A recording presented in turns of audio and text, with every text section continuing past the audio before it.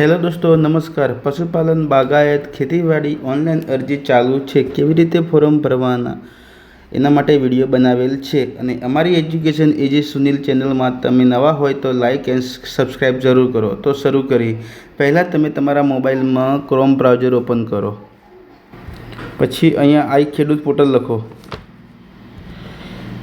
પછી સિલેક્ટ કરો। આ રીતનો ઇન્ટરફેસ આવશે, તમે જોઈ શકો છો।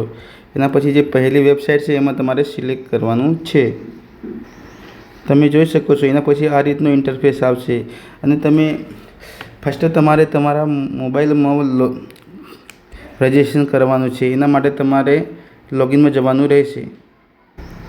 પછી આ રીતનો ઇન્ટરફેસ આવશે, તમે જોઈ શકો છો। તમે તમારો મોબાઈલ નંબર લિંક ના કરેલો રજિસ્ટ્રેશન તો તમે લાભાર્થી નોંધણીમાં ક્લિક કરવાનું રહે। એના પછી તમારે અહીંયા લાભાર્થી સિલેક્ટ કરવાનું છે। તમે જે ખેડૂત હોય, સંસ્થાકીય અથવા ખેડૂત સિવાયના હોય, તમે ખેડૂત હોય તો તમે ખેડૂતમાં સિલેક્ટ કરી શકો છો, અથવા તમે ખેડૂત ના હોય તો ખેડૂત સિવાય એમાં તમે સિલેક્ટ કરી શકો છો। એમાં તમે જોઈ શકો છો આ રીતનો ઇન્ટરફેસ આવશે। એમાં તમારે મોબાઈલ નંબર નાખવાનો છે અને અહીંયા તમારે આધાર કાર્ડ નંબર નાખવાનો છે। એના પછી તમારે બાયોમેટ્રિક અથવા ઓટીપી હોય તો ઓટીપી સિલેક્ટ કરવાનું છે। સિલેક્ટ કર્યા પછી અહીંયા ક્લિક કરીને નીચે ઓપ્શન આવશે, જે આધાર કાર્ડમાં જે ઓટીપી આવેલો છે એ નાખવાનો રહેશે। તમે જોઈ શકો છો આ રીતનો ઇન્ટરફેસ આવશે। એમાં ઓટીપી સેન્ડ થયો છે, જે ઓટીપી તમારે અહીંયા નાખવાનો છે અને એના પછી તમારે નીચે અહીંયા કેપ્ચા કોડ છે એ નાખીને સબમિટ કરવાનું રહેશે।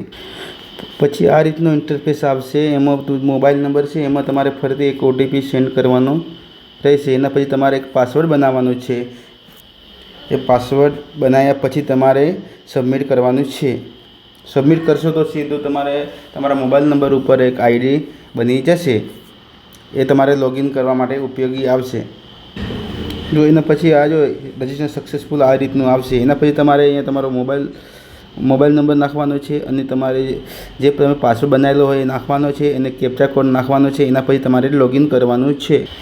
લોગિન કરશો એના પછી આ રીતનો ઇન્ટરફેસ આવશે, તમે જોઈ શકો છો। હરેક યોજનામાં તમે જોઈ શકો છો, તમારે જે બી યોજનામાં ખેતીવાડીમાં ફોર્મ ભરવાનું હોય તો ખેતીવાડી સર્ચ મારવાનું રહેશે અને તમારે બાગાયતમાં ભરવાનું બાગાયત, પછી પશુપાલનમાં ભરવાનું હોય તો પશુપાલનમાં તમે ભરી શકો છો।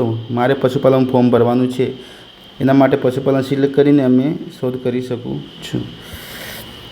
અહીંયા તમે જોઈ શકો છો ઘણી બધી યોજના આવેલી છે, જે તમને લાગુ પડતી હોય એ તમે ભરી શકો છો। મારે અત્યારે યોજનામાં જે પશુપાલક ગાભણ વિયાણ એમાં ફોર્મ ભરવાનું છે, એના માટે લાસ્ટ અહીંયા અરજી કરવાની છે, એમાં તમારે સિલેક્ટ કરવાનું છે। પછી આ રીતનો ઇન્ટરફેસ આવશે, તમે જોઈ શકો છો। એના પછી તમારે અહીંયા આગળ વધવા માટે અહીંયા ક્લિક કરવાનું રહેશે।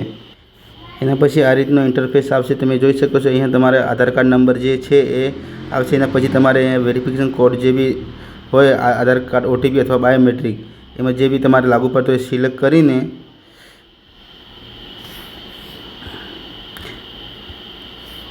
કરીને કે તમારા આધાર કાર્ડ ઉપર એક ઓટીપી આવશે, એ ઓટીપી નાખવાનો રહેશે। એના પછી આ રીતનો ઇન્ટરફેસ આવશે, તમે જોઈ શકો છો। એમાં તમારે જિલ્લો પસંદ કરવાનો છે, તાલુકો પસંદ, ગામ, શહેર, એને તમારો એડ્રેસ લખવાનો છે અને પછી તમારે જે બી કાસ્ટ હોય, એસસી, એસટી, ઓબીસી જે બી અહીંયા સિલેક્ટ કરવાની રહેશે।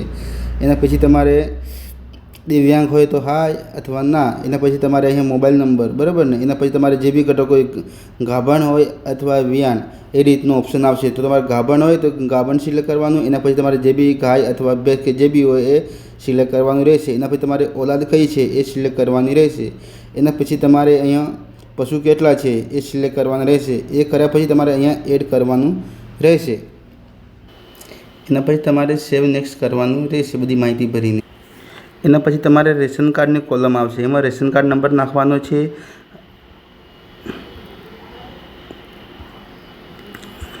રેશન કાર્ડ નંબર નાખીને ઓટોમેટિક નામ આવી જશે, જેના નામ તમારે અરજી કરવાની છે ને એ નામ સિલેક્ટ કરવાનું રહેશે।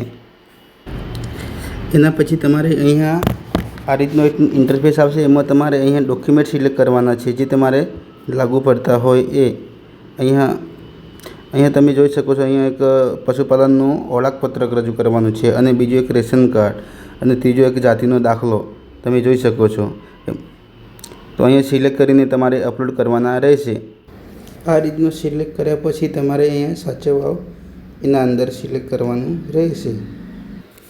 પછી આ રીતનું ઇન્ટરફેસ આવશે. તમે અહીં જે ડોક્યુમેન્ટ અપલોડ કર્યા છે અહીંયા તમને બતાવી દેશે. એના પછી ફાઇનલ સ્ટેપ આવે છે. તમે લાસ્ટ અહીંયા જોઈ શકો છો સબમિટ કરવાનું છે. જે સબમિટમાં તમે સિલેક્ટ કરશો તો તમારી અરજી સબમિટ થઈ જશે.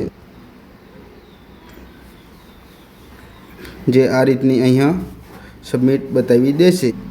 અને અહીંયા લાસ્ટ અત્યારે તો જે ઓપ્શન બતાવતો નથી જે પ્રિન્ટનો, એ એક દિવસ પછી અહીંયા પ્રિન્ટનો ઓપ્શન બતાવશે. અહીંથી તમે પ્રિન્ટ ડાઉનલોડ કરી શકો છો. અને એ ડાઉનલોડ કર્યા પછી તમારા નજદીક જે બી પશુ દવાખાનું હોય ત્યાં આધાર કાર્ડ અને રેશન કાર્ડ અને જાતિનો દાખલો એ અંદર ઝેરોક્ષ નકલ કરીને એ આપવાના રહેશે. અમારી માહિતી કેવી લાગી લાઈક એન્ડ સબસ્ક્રાઈબ જરૂર કરજો. અને અન્ય એવા મિત્રો હોય જેને તમે આ વિડીયો શેર કરી શકો છો અને એ જાતે મોબાઈલમાં ભરી શકે. Thanks for watching.